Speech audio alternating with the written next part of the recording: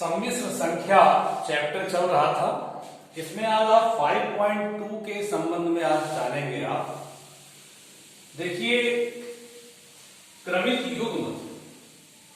मैं आज आपको ये क्रमित युग्म के बारे में बताने जा रहा हूं।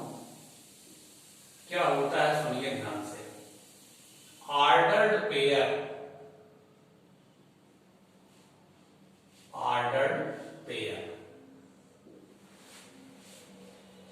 ये क्या चीज होता है। देखिए मान लिया सम्मिश्र संख्या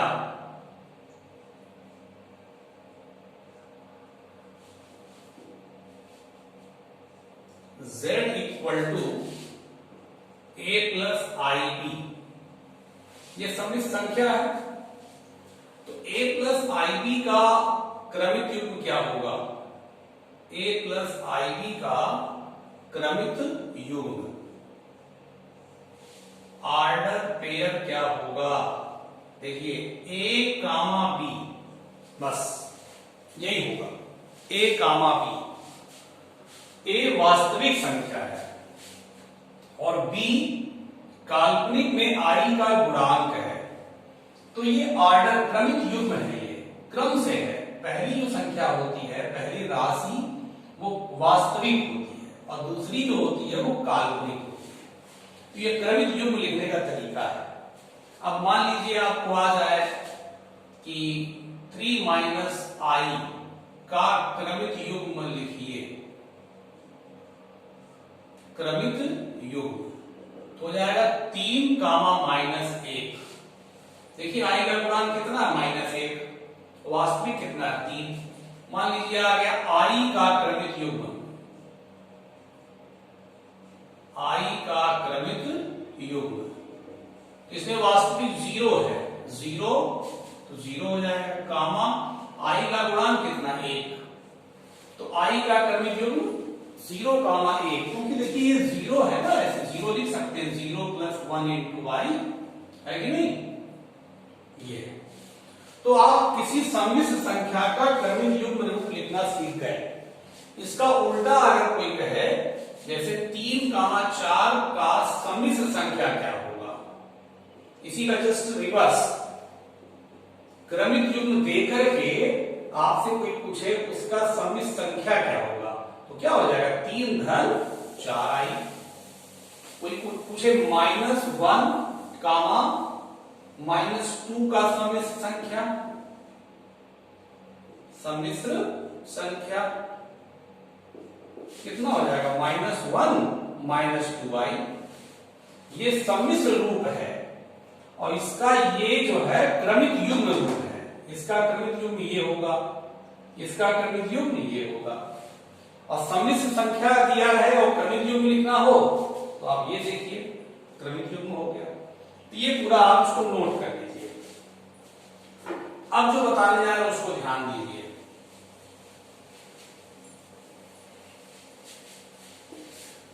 एक एक चीज क्लियर करते जाइए, ये आगे चलकर आपको काम देगा।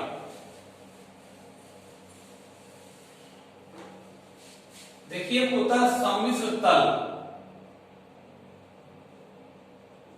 सम्मिश्र तल, इसको इंग्लिश में कहते हैं कॉम्प्लेक्स प्लेन।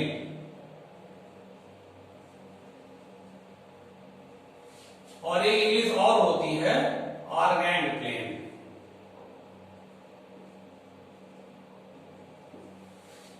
देखिए सम्मिश्र तल किसे कहते हैं, कार्तीय तल आपने पढ़ा है, एक्स एक्सिस और वाई एक्सिस। तो सम्मिश्र तल वह तल है जिसमें एक्स एक्सिस पर वास्तविक संख्याओं को और वाई एक्सिस पर काल्पनिक संख्याओं को व्यक्त किया जाए, तो वह तल सम्मिश्र तल कहलाता है। वह तल, इसको फेयर पे नोट कर लेना, वह तल जिसमें एक्स अक्ष पर वास्तविक संख्या को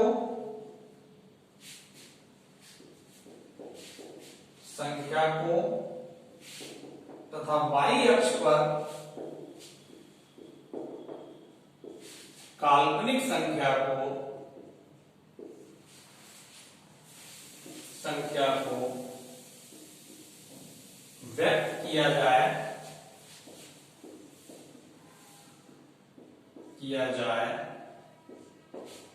कामा सम्मिश्र तल कहलाता है। सम्मिश्र तल कहलाता है। मैं इसका एग्जांपल दूंगा आपको। जैसे कोई कहे 3-4i को सम्मिश्र तल पर व्यक्त करो,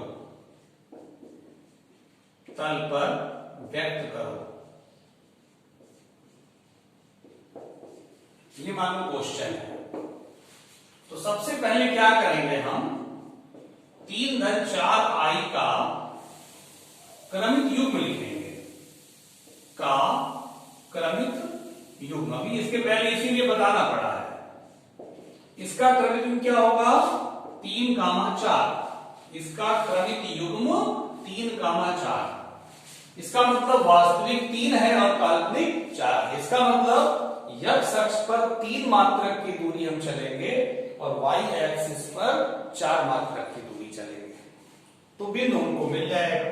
देखिए x एक्सिस पे 3 चलेंगे, 1, 2 और आगे चले जाएं, कोई बात नहीं, तो मन से अपने अंदाज से ले लें। ये मूल बिंदु है, ये y एक्सिस है, ये x एक्सिस है। तो x एक्सिस कितना चलना है, 3, 1, 2, 3 और y एक्सिस पे 4, 1, 2, 3, 4 यहां पहुंचे। ये बिंदु हो गया 3,4। ठीक है, ये दूरी 3 है, ये दूरी 4 है। तो ये डिस्प्लेसमेंट हो गया, ये आपका ये विस्थापन हो गया। चले तो यहां से यहां ऐसे, लेकिन विस्थापन कितना हुआ, ये दूरी हो गई। तो इसको कहते हैं मापांक। क्या कहते हैं, मापांक। अभी आगे आएगा ये सब पूरा। तो किसी भी सम्मिश्र संख्या को हम जिस तल पर निरूपित करते हैं उस तल को हम सम्मिश्र तल कहते हैं। और निरूपित करने का तरीका क्या है, सम्मिश्र संख्या मान लीजिए दिया गया, और एक एग्जांपल लें, मान लीजिए एग्जांपल और ले, मान लीजिए -i है, -i का सम्मिश्र तल में निरूपण करना है, तो पहले क्रमिक युग्म लिखेंगे। इसका क्रमिक युग्म क्या होगा, 0, देखिए 0 आपका पहले है, 0, -1, क्योंकि वास्तविक पद 0 है और i का गुणांक -1 है, तो 0, -1 कहां जाएगा, x अक्ष पर 0 रहेगा और -1 नीचे आएगा, है कि नहीं। इसी y एक्सिस पे हो जाएगा 0, -1। तो किसी भी सम्मिश्र संख्या को हम तल पर निरूपित कर सकते हैं, उस तल को हम सम्मिश्र तल कहते हैं। ठीक है, इसको नोट कर लीजिए।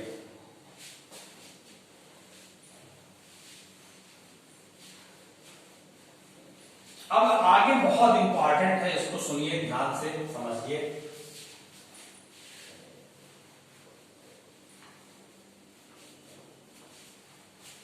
आपने क्रमिक युग्म जान लिया, आपने सम्मिश्र तल जान लिया। अब आपको बता रहे हैं किसी सम्मिश्र संख्या का, किसी हेडिंग ये डालेंगे, सम्मिश्र संख्या का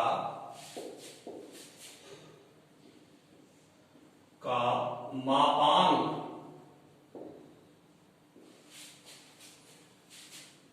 कामा कोणांक। ठीक है, ये जानना है आपको।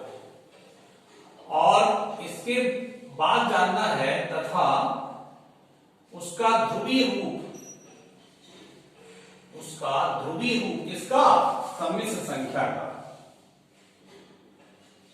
ध्रुवीय रूप, ये आपको जानना है।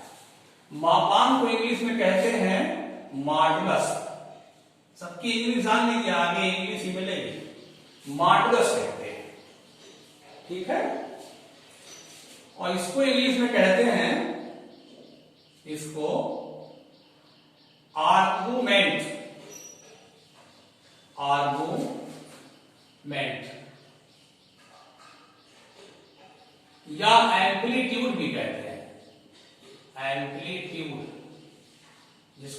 आयाम कहते हैं इस चीज को। और ध्रुवीय रूप को इंग्लिश में कहते हैं polar form. Polar form, form माने रूप, पोलर का हिंदी ध्रुवीय। अब इसको थोड़ा विस्तार से समझिएगा। ये आपका फार्मूला है, फार्मूला बताने जा रहा हूं, उसका निगमन भी मैं बताऊंगा। देखिए सम्मिश्र संख्या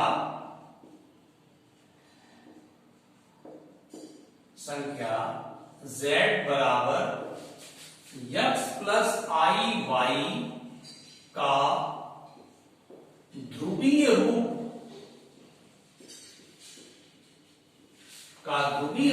होता है r cos थीटा प्लस आई r sin थीटा होता है। देखिए ये सम्मिश्र संख्या का कार्तीय रूप है। कौन सा रूप है? कार्तीय रूप या कार्टेशियन फॉर्म, इसको बोलते हैं कार्तीय रूप। कार्तीय तल सुने हैं ना, वही कार्तीय रूप, इंग्लिश में कहते हैं कार्टेशियन फॉर्म। सब जान लीजिए बढ़िया से, कार्टेशियन फॉर्म। तो आज आपको सीखने को मिल रहा है कि सम्मिश्र संख्या का जो कार्तीय रूप होगा x प्लस आई वाई के रूप में या a प्लस आई बी के रूप में, जैसे नहीं सवाल रहता 3 धन 4 आई, 4 धन 5 आई, ये कार्तीय रूप है, उसका ध्रुवीय रूप लिखना होगा। कहा ध्रुवीय रूप कैसे? r cos थीटा प्लस आई r sin थीटा होता है। खूब ध्यान से पूरी बात सुनेंगे अंत तक, तभी समझ में आएगा, अंत तक आपको सुनना पड़ेगा। तो ये चीज और ये चीज दोनों सेम है, बस अंतर क्या है? रूप का। ये कार्तीय रूप है, ये ध्रुवीय रूप है। इसमें r और थीटा के विषय में आपको जानना है। r मापांक है, जो मापांक की बात पहले ही क्लियर कर दी गई, वही r है। जहां r जो है वो मॉड ऑफ z, z का मापांक ही r कहलाता है। ये होता है करड़ी में x square plus Y square. मतलब x क्या है? वास्तविक है, वास्तविक का वर्ग प्लस y काल्पनिक का वर्ग। इसको आप लिख सकते हैं भाषा में वास्तविक भाग का वर्ग, वास्तविक भाग का वर्ग धन काल्पनिक भाग का वर्ग, काल्पनिक भाग का वर्ग। इस r को क्या कहते हैं? मापांक। इस r को हम कहते हैं मापांक। जो यहां पे कहा गया है मापांक, वही मापांक है यहां पे r। r को मॉड ऑफ z भी कह सकते हैं। कैसे निकलता है मॉड ऑफ z?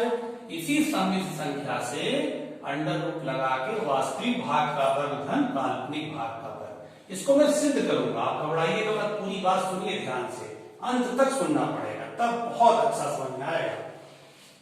वास्तविक भाग का वर्ग धन काल्पनिक भाग का वर्ग, ये सब तो मैंने लिख दिया है, ठीक है, ये हो गया। अब इसमें देखिए थीटा आता है। थीटा क्या है? थीटा उसको कहते हैं कोणांक। देखिए दूसरा शब्द क्या है? कोणांक। इसको कहते हैं थीटा। थीटा बराबर होता है tan inverse y upon x, ठीक है। इसी को हम कहते हैं y क्या है? वास्तव में y जो है काल्पनिक भाग है, काल्पनिक भाग, और x क्या है? वास्तविक भाग, ठीक है। देखिए ये शब्दों में लिखा गया है, ये चीज हमने शब्दों में लिखा है, ये चीज हमने शब्दों में लिखा है। वास्तव में सूत्र यही है, r बराबर करड़ी में x स्क्वायर धन y स्क्वायर। r क्या है? इसी सम्मिश्र संख्या का मॉड है। मॉड माने परिमाण, परिमाण की हिंदी मापांक ये कहते हैं। इसका ये शाब्दिक रूप शब्द में लिखा गया है।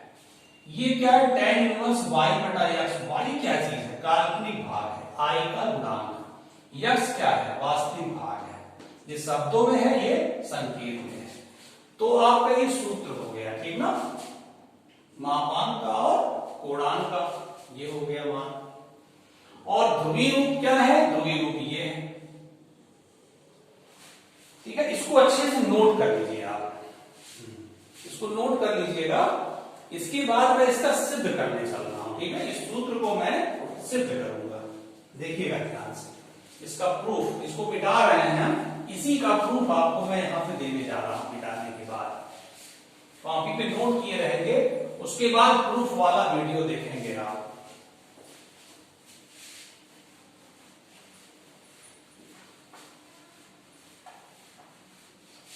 ध्यान दीजिएगा, इसी सूत्र का प्रूफ करने जा रहे हैं, जो सूत्र हमने मिटाया है अभी अभी, उसका प्रूफ।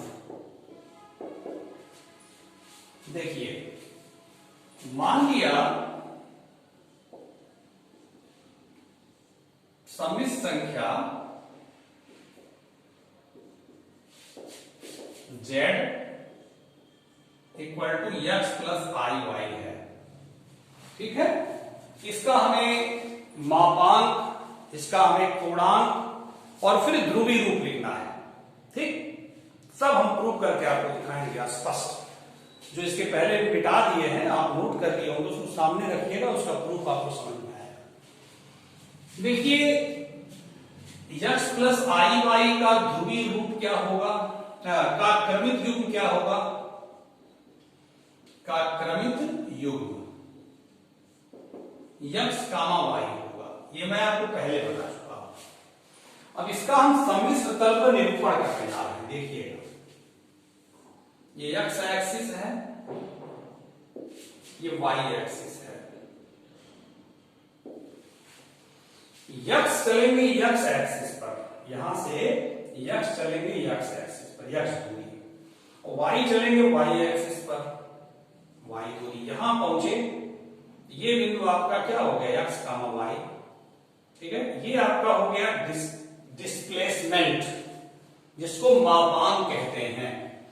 अब पाइथागोरस से ये कर्ण का वर्ग बराबर लंब का वर्ग धन आधार का वर्ग, तो कर्ण बराबर करणी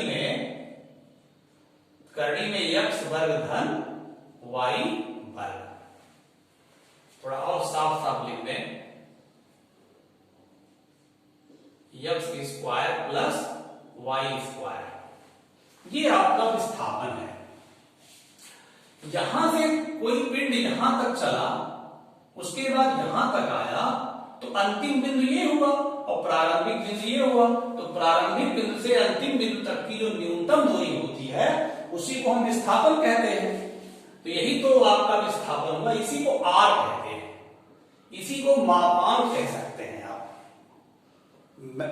मैग्नीट्यूड या मॉडुलस, जिसको मैं बता चुका हूं।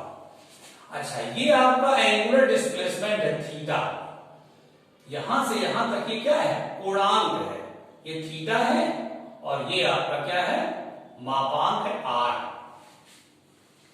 देखिए यहां पे मापांक r जो है, मापांक r इक्वल टू करणी में x square plus y square, देखिए आप पाइथागोरस करने से निकाल लिए है ना।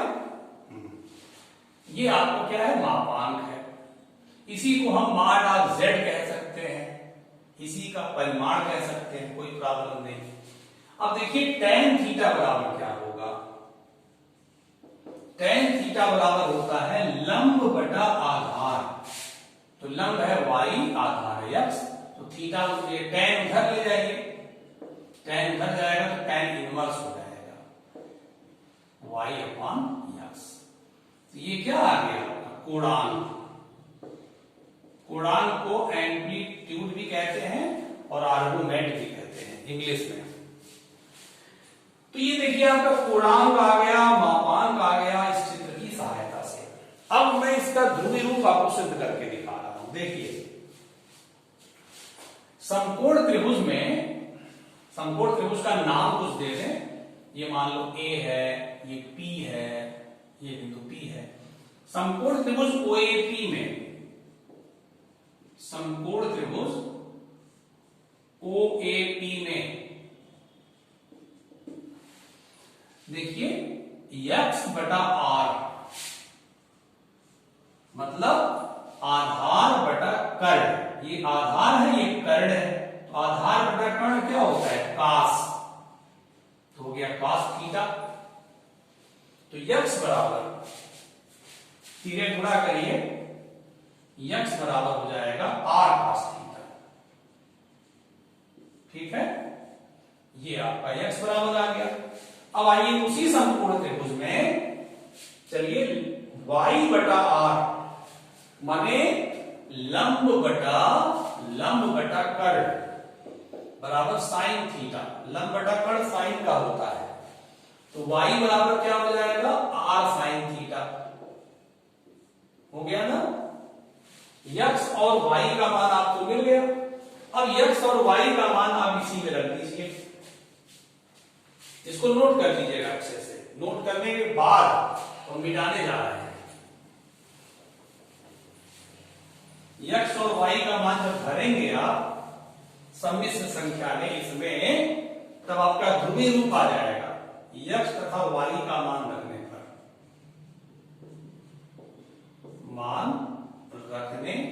पर। तो क्या हो जाएगा z बराबर, देखिए z बराबर x की जगह क्या भरेंगे, x की जगह भरेंगे r cos थीटा, यहां पे हो गया, प्लस i तो पहले से है, y की जगह r sin थीटा। देखिए आ गया कि नहीं, देखिए z बराबर x प्लस आई वाई, ये कार्तीय रूप है सम्मिश्र संख्या का ये, और z बराबर आ गया r cos theta plus I R sin theta, ये ध्रुवीय रूप है, पोलर फॉर्म है सम्मिश्र संख्या का। ठीक, तो दोनों एक ही चीज है, रूप का अंतर है। ये कार्तीय रूप है, कौन सा रूप, कार्तीय रूप, और ये कौन सा रूप है, ध्रुवीय रूप, पोलर फॉर्म, जिसमें r जो है मापांक है, पहले ही सिद्ध कर चुके हैं, r मापांक है और थीटा कोणांक है। r का मान क्या होता है, करड़ी में x square plus Y square, मतलब करड़ी में वास्तविक भाग का वर्ग धन काल्पनिक भाग का वर्ग, और थीटा क्या है, कोणांक है, थीटा बराबर tan इनवर्स y बटे x। ठीक है, ये मैं खूब अच्छे से आपको लिखवा दिया, सिद्ध हो गया। ठीक है, अब हम चलते हैं चैप्टर पर। चलिए ठीक है, इसको नोट कर लीजिएगा, सिद्ध हो चुका है। जैसे जैसे बताएं वैसे वैसे नोट करिएगा। चैप्टर प्राइम 5.2,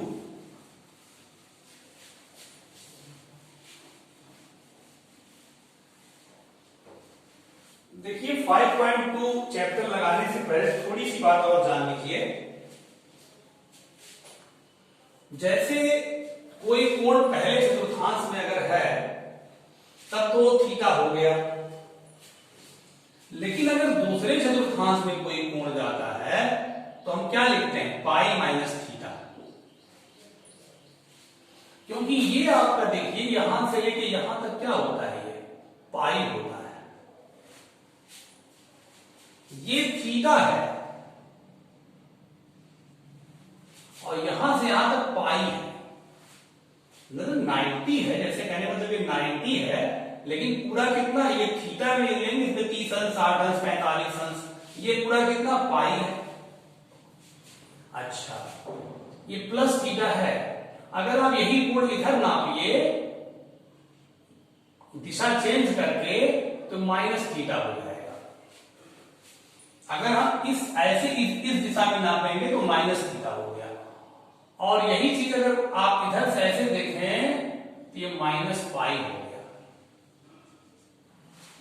इसको ध्यान से सुनिएगा, जैसे हम कोण नापते हैं देखिए तो एंटी क्लॉकवाइज जब नापते हैं तो पॉजिटिव डायरेक्शन का कोण होता है, जब हम क्लॉकवाइज नापते हैं तो ये माइनस डायरेक्शन का कोण होता है। तो जब भी कोण नापते हैं वो ऐसे ही नापते हैं, ऐसे, लेकिन जब ऐसे नापेंगे तो माइनस होगा। अगर ये प्लस थीटा की तरफ जा रहा है तो ये माइनस थीटा होगा। अगर ये प्लस पाई है इतना, तो ये इतना कितना होगा, माइनस पाई, है कि नहीं? इधर प्लस 180, ये माइनस 180। तो इतना समझ लीजिए। मैं आपको इसके बाद जो प्रश्नावली के क्वेश्चन है, अब नेक्स्ट वीडियो में आपको बताऊंगा, ठीक ना? इसको अच्छे से नोट कर लीजिएगा, समझ लीजिएगा। प्रश्नावली इसके बाद आप पढ़ेंगे, बहुत अच्छा समझ में आएगा।